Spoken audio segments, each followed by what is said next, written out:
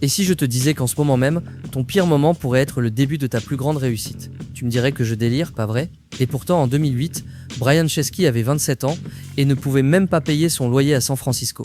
Il était designer industriel au chômage avec 1000 $ sur son compte en banque. Mais ce mois-là, il fait quelque chose de désespéré. Il achète 3 matelas gonflables, les installe dans son appartement et loue des places pour 80 $ la nuit. Personne ne croyait en son idée. Aujourd'hui, Airbnb vaut 75 milliards de dollars. Brian n'a pas attendu que ça aille mieux. Il a construit pendant que tout s'effondrait. Parlons vérité un instant. Savez-vous ce qui se passe quand votre vie s'effondre? La plupart des gens abandonnent. Mais il y a une autre catégorie de personnes, celles qui voient l'effondrement comme une opportunité. Et ces personnes-là changent le monde. En 2009, la crise financière frappe. Travis Kalanick vient de perdre des millions avec sa start-up. Il est ruiné, épuisé, déprimé. La plupart des entrepreneurs auraient pris un job stable. Mais Travis fait l'inverse. En pleine crise, il lance une idée folle, une app pour commander des voitures privées. Les investisseurs lui rient au nez. En pleine récession, il crée Uber. Aujourd'hui, Uber vaut plus de 120 milliards de dollars. Travis n'était pas chanceux, il était au pire endroit, au pire moment. Alors qu'est-ce qui a fait la différence? Il y a quelque chose que les gens qui réussissent dans le chaos comprennent. Ils savent que quand tout s'effondre, vous avez deux choix. Vous effondrer avec, ou utiliser les décombres pour construire quelque chose de nouveau. Prenons l'exemple de WhatsApp. En 2009, Jan Koum avait 33 ans. Il venait de se faire virer de Yahoo après 9 ans. Pas de job, pas de perspective. Il postule partout. Facebook le rejette. Twitter le rejette. Il est au fond du trou.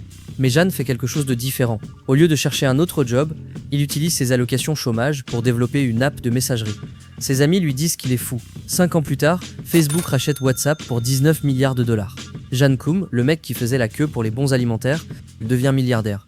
Et le truc, c'est que réussir dans le chaos, ce n'est pas de la chance. C'est une compétence.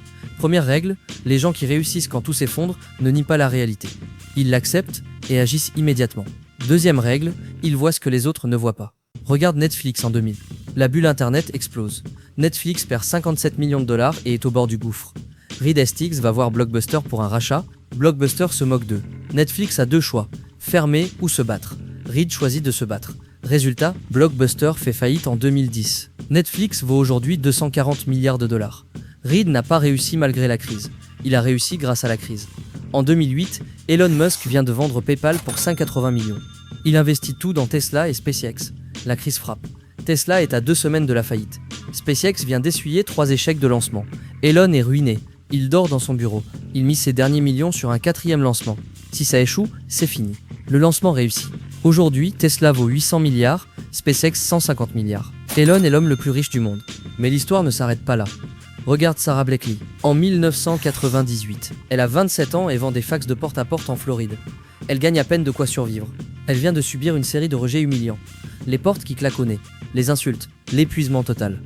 Un jour, elle utilise ses derniers 5000 $ d'économie pour lancer Spanx, des sous-vêtements sculptants révolutionnaires. Elle n'a aucune expérience dans la mode, aucun contact dans l'industrie. Tous les fabricants la rejettent. Une vendeuse de fax qui veut révolutionner l'industrie textile? On a déjà entendu ça 1000 fois. Elle découpe elle-même ses premiers prototypes avec des ciseaux dans sa cuisine. Elle appelle des dizaines de fabricants par jour. Elle essuie nom après nom pendant 2 ans. 2 ans de rejet constant. La plupart des gens auraient abandonné au bout de 2 mois. Aujourd'hui, Spanx est une entreprise d'1 milliard de dollars. Sarah Blakely est devenue la plus jeune milliardaire self-made au monde. La vendeuse de fax rejetée par tout le monde a créé un empire et inspiré des millions de femmes. Même chose pour Howard Schultz. En 1982, il travaille comme directeur marketing pour une petite chaîne de café à Seattle appelée Starbucks. 4 magasins, rien d'extraordinaire. Mais Howard a une vision, transformer Starbucks en chaîne nationale, créer un 3e lieu entre le travail et la maison. Les propriétaires le rejettent violemment. Ils ne veulent pas grandir. Howard démissionne, complètement brisé. Il essaie de lever des fonds pour lancer sa propre chaîne de café. Il contacte 242 investisseurs. 242. Et il essuie 242 refus. Chaque investisseur lui dit la même chose. Les Américains ne paieront jamais 4 $ pour un café. La plupart des gens auraient abandonné au 10e refus. Howard continue jusqu'au 242e. Il finit par racheter Starbucks en 1987 pour 3,8 millions de dollars qu'il a réussi à emprunter. Aujourd'hui, Starbucks vaut 100 milliards de dollars avec plus de 35 000 magasins dans 80 pays. Howard a transformé 242 rejets en empire mondial du café. Alors comment faire concrètement? Première étape, quand tout s'effondre, ne fuis pas. Observe. Deuxième étape, identifie ce qui ne marchait pas avant.